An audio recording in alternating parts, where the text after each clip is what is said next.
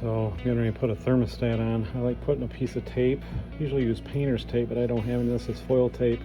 You just stick it to the wall, fold it in half, and you make yourself a little cup. So when you drill into the wall, everything catches so you don't make a mess.